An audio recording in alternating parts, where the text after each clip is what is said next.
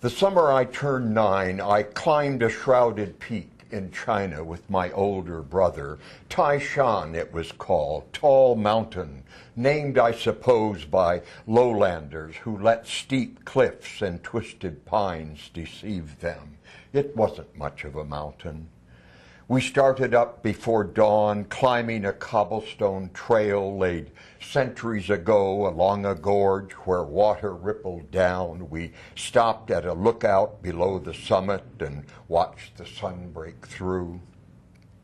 A silt of mist slipped across the valley. Below, rice paddies and onion fields glittered like cathedral glass.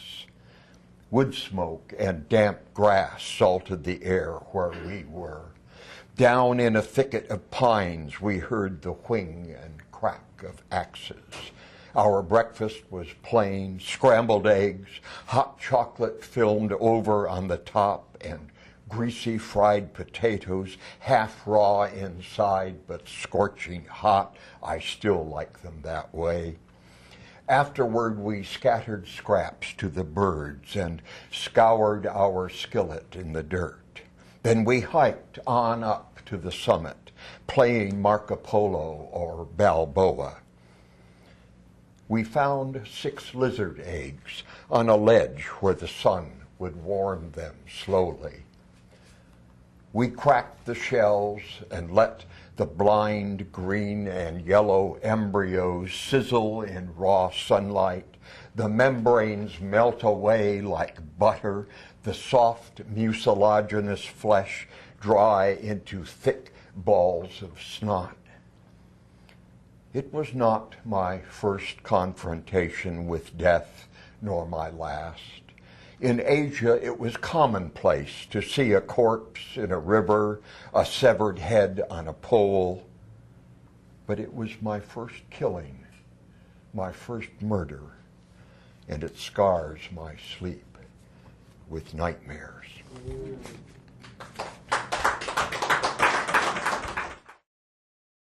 This poem is called Coming Down from Tai Shan, and it has a superscription taken from a poem by John Berryman. Happy to be here and to have been here with such lovely ones.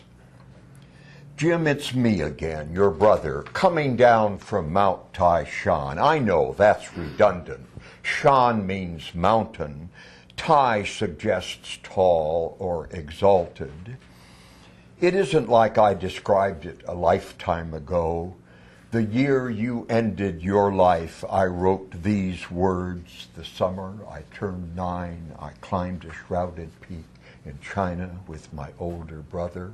Tai Shan it was called, tall mountain. It's the same mountain. The 7,000 steps of stone we scrambled still exist. Today I didn't climb them. I bussed to a junction you'd recall, the gate halfway to heaven. From there a cable car lifted me up to a village below the summit. In olden years, the one building here was the Temple of Smoky Pine, named by pilgrims who burned their prayer sticks out in the woods. The monks, dopey from too much snuff, rarely opened the gate. Swarms of peddlers camp here now. When you and I tackled the mountain, all of Tai Shan was a perfect scroll of delicate brushwork. On the peak today, I read that whole poem to the empty skies. No one listened. The poem is less about Tai Shan, more about you and me, about the cruelty of boys, about senseless death and how we earn our shame. You and I are not that different, Jim. You are here and alive only when I dream. I and the people I love have died many times. I need your ear. Late today, racing the dark, descending the trail on foot, I'm trying not to dwell on the only time I've read your headstone, years after the funeral. What I felt then was not sadness, more like anger, rage at those who watched you destroy yourself, who must have known your anguish but kept silent.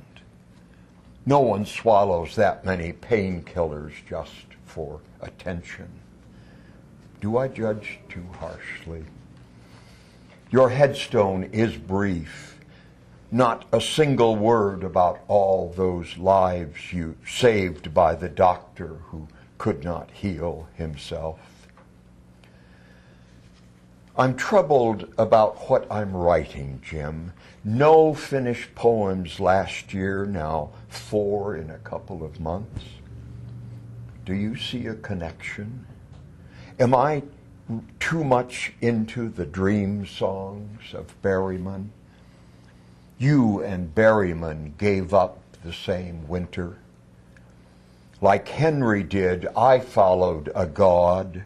His son made a hell of a fuss, so God went bye-bye, retired to a spa in another state. He used to argue, wrestle even. Now he pushes his fishy ideas. I see I digress. Tonight, a scar of moon on the mountain, the air heavy with burnt-out prayers. The second-floor ladies are all tarted up. Tomorrow, Chufu, the tomb of Confucius, his descendants in the province by the thousands, 26 centuries later. Some things actually last. I'm coming to grasp that the business of life is heartache and loss. Without our wounds, we would never be healed. Jim, you went too far to be healed. Stay with me, brother. Bottoms up. You, Weaver, for John Charles Gordon. Watching the patterns form, the fabric grow, finding a kind of concert between the music of your loom and a loose stitch of verse twisting across my mind, I said, if I could spin images the way you draw your thread, work phrases like skeins of silk, compose bolts of poetry as deftly as you weave a hanging, and always be sure the texture will be rich, the web will hold. Then I recalled you told me you spent most of a month once threading a loom, 40 filaments to the inch, but when you drew the bobbin across, half the strands snapped. And I remember how yarn will snarl, the selvage ravel, the figures fail to bloom, the patterns clash. And I wondered, how can you test a thread without using something up? Or find flaws in the cloth before you go too far? And how do you begin again when harmonies dissolve, your passion flags? And then I knew we have shared the same agony. I, a poet, pacing a silent room, and you, Weaver, facing an empty loom. Thank you very much.